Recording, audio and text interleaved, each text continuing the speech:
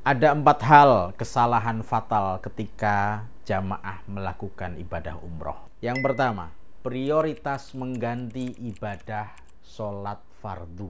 Sholat fardu itu diharuskan menghadap kiblat dengan menyempurnakan rukuk beserta dengan sujudnya. Jadi besar kemungkinan tidak sah sholat fardu berada di dalam pesawat. Dan biasanya diganti dengan sholat li hurmatil waqt.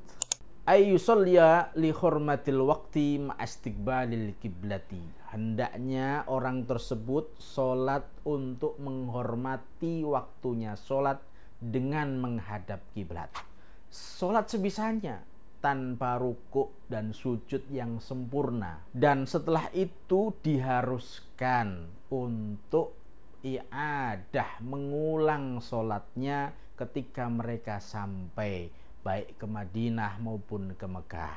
Yang kedua, membuka aurat ketika sudah berihram itu tidak membatalkan umroh dan tidak diharuskan membayar dam atau sanksi. Ini yang sering salah kaprah.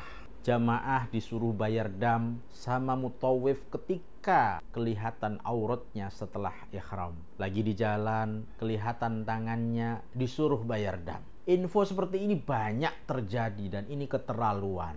Bagaimana kalau setelah ngambil miko terasa panas terus ke kamar hotel dan buka kerudung dilihat sesama wanita? Atau jamaah tersebut wudhu terlihat auratnya sesama wanita? Apakah wajib membayar dam? Yang tidak boleh terlihat auratnya itu ketika tawaf. Karena tawaf itu kedudukannya seperti kita dalam keadaan sholat. At-tawafu bil bait kan bimanzilatis sholah.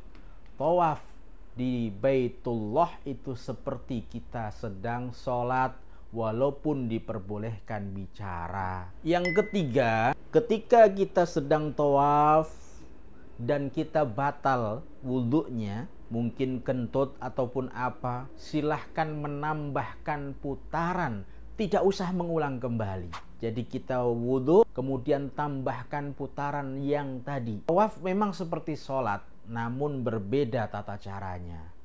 Jika kita sholat duhur dapat 2 rakaat batal, maka kita diharuskan untuk istiqnaf, wajib mengulang dari awal. Namun ketika tawaf kita dapat 2 putaran sempurna kemudian batal, maka kita tidak wajib mengulang 2 putaran yang sudah kita lakukan, namun bana tawafuhu, meneruskan tawafnya, berarti kurang 5 putaran. Yang keempat, memegang dinding Ka'bah ketika tawaf itu membatalkan tawaf. Ini hati-hati sekali ya. Biasanya hati kita sedang terenyuh, sentuh Ka'bahnya, kita cium Ka'bahnya. Ini bisa membatalkan tawaf. Karena lau tafa ala syadarwanil bait au fil hajri lam yasihha tawafuhu. Jika seseorang melakukan tawaf kemudian dia menginjak pondasi daripada Ka'bah, syadarwan istilahnya, ataupun di dalam Hijr Ismail, maka tidak sah tawafnya. Makanya jangan sampai kita mahal-mahal berangkat dari Indonesia ke Mekah, capek namun batal karena tak tahu ilmunya. Cari travel yang memfasilitasi pembimbing ataupun mutawif yang kompeten, tidak hanya mengatur kegiatan dan jalan-jalan, tapi lebih soal membimbing sahnya pelaksanaan ibadah. Intabih.